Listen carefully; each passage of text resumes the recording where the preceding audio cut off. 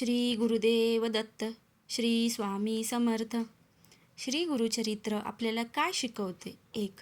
आपली चूक नसताना दुसऱ्याकडून झालेला त्रास हेच आपले प्रारब्ध असते. 2. आपण मदत करत नसतो तर वैश्विक शक्तीने ती मदत पोहोचवण्यासाठी आपली निवड केलेली असते.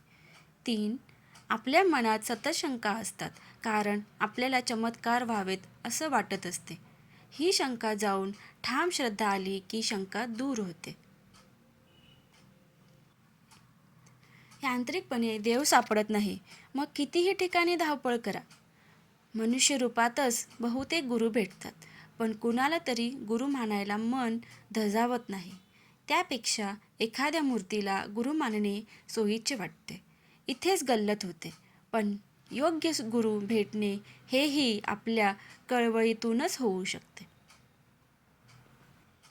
काळ हा परमेश्वरालाही चुकला नाही, इतके क्रांतिकारी विधान गुरुचरित्रात आहे.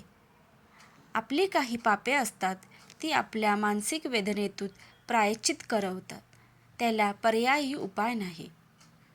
नृसिंह सरस्वती महाराजांनी संन्यास घेण्याचा उपदेश कधीच केला नाही. आपापले जग रहाटी चालवावी हेच सांगितले. महाराज वैश्विक शक्तीच्या सूचनेने राहिल्यासारखे वाटतात. बाकीच्या घटना ह्या घडत गेल्या. मुख्य कार ठरलेले होते. अवतार हे काळाप्रमाणे होतात, दरवेळी एकाच रूपात येत नाहीत. विज्ञान हे ज्ञानाचाच भाग आहे.